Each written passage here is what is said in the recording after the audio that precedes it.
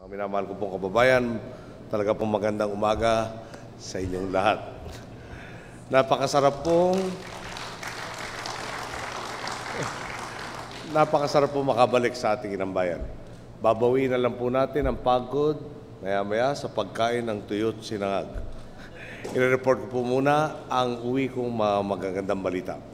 Unang beses ko pong tumapak sa Europa noong lumapag kami sa Britanya nitong nakaraang Lunes. Sunod-sunod nating kinaharap ang mga kumpanyang handang-handa ng magpasok ng puhunan sa ating pong bansa.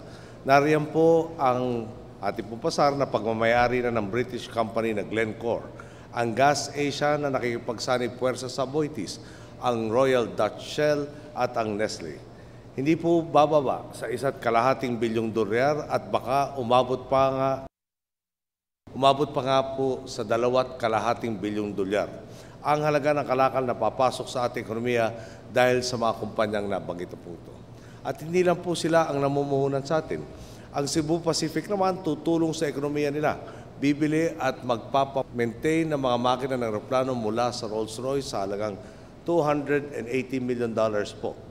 Sa Estados Unidos naman po, nakausap natin ang tinipong mga ehekutibo ng Citi Global, Denham Capital at GN Power. Nakausap din po natin ang Underwriters Laboratories. Ang halaga po ng mga investments na papasok galing sa mga kumpanyang ito hindi bababa sa $1 bilyong. Sa kabuuan po, ang halaga ng kalakal na papasok mula sa mga kumpanyang nakapulong natin sa Britanya at sa Amerika hindi bababa sa $2.5 bilyong o higit kumulang $100 bilyong piso. Trabaho po ang katumbas ng mga numerong ito, trabaho magdadala ng pagkain sa mesa ng Pilipino. At kasabay po ng magandang balitang ekonomiko, nagbunga rin ng mas malalim pang pakikipagkaibigan ang ating pagbiyahe sa United Kingdom at sa Estados Unidos. Sa Britanya, nakapulong po namin ang kanilang punong ministro na si David Cameron at si Prince Andrew. Si Prince Andrew po ay may tungkuling i-promote ang mga negosyong Britanya. Nakikita po nila ang mabuting pinatutunguhan ng tuwid na daan at ang mga pagkakataong ekonomikong nabubuksan dahil sa pag-angat ng ating pong bansa. Pinuri po nila tayo sa pag-usad ng peace talks at nagpahayag ng paghanga sa GDP growth natin na lagpas-lagpas sa inaasahan ng nakakarami. Ganito rin po ang tono sa Amerika, pagkamangha sa mga resulta ng reformang ating ipinunla at malinaw na pagnanais na palalimin pa ang pakikipag-ugnayan sa atin.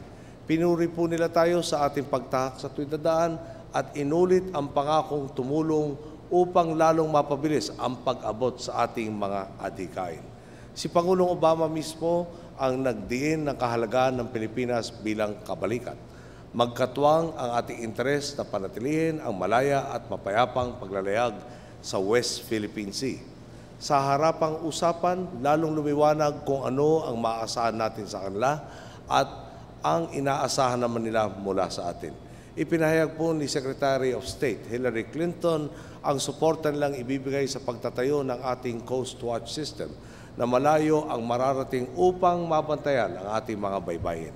Inanunsyo rin ni Secretary Clinton na magkakaroon ng dagdag na Peace Corps volunteers na ididestino sa ating pong bansa. Hindi po dyan natatapos ang good news.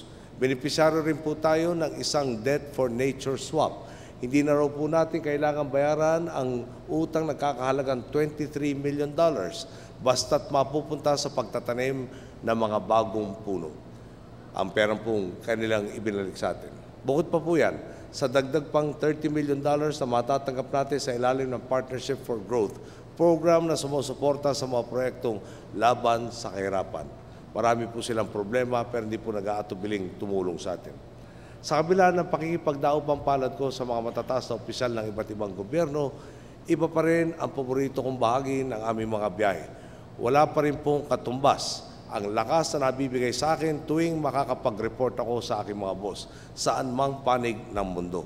Sa London man po, sa Washington o sa Los Angeles, sabik na sabik makarinig ng balita ang ating mga kababayan ukol sa mga pangyayari dito sa atin. Ikinento ko po sa kanila ang pagbabagong narating na natin. Nagpasalamat din po tayo, di lamang sa malaki nilang ambag sa pagpapaunlad ng ating ekonomiya, kundi pati na rin sa pagpapakilala sa mabubuting katangian ng lahing Pilipino. Sa paglulunsad po ng US-Philippine Society sa Washington, nakita natin hindi lamang mga kapwa Pilipino, kundi pati mga dating opisyales ng Amerika na tuloy pa rin ang malasakit sa Pilipinas. Kung dati po tumutulong sila dahil sa kanilang trabaho, ngayon kusa silang kumikilos, nagbuo po sila ng samahan upang ang Pilipinas ay tuluyan na ngang maabot ang kanyang malawak na potensyal. 6.5 araw po tayong nalayo sa Inambayan. 42 oras po dito ay ginugol namin sa loob ng eroplano. Nakita po ninyo, hindi natin sinayang ang pagbiyahe at talagang isinagad po natin ang buong pagkakataon upang isulong ang ating bayan sa landas ng kasaganan at pangmalawakang kaunlaran. Malapit na po ang ating araw ng kalayaan. Tulad ng dati, hindi tayo titigil na makamtan ang bagong kalayaan. Kalayaan mula sa gutom at sa kahirapan. Sa tulong ninyo at sa tulong ng ating mga kaibigan sa iba't ibang panig ng mundo, tayo po'y magtatagumpay. Bago po ako magpaalam, gusto ko po magpasalamat ulit sa lahat ng nakasama natin dito sa paspasang talagang biyaheng ito. Salamat po sa inyong sumalubong sa atin dito, tagasikaso ng mga problemang iniwan natin. At linggo na ho ngayon, bukas ay magre-reporta po ako sa opisina. Kaya magkita-kita lang ho tayo doon bukas. Magandang umaga po. Maraming salamat sa inyo lahat.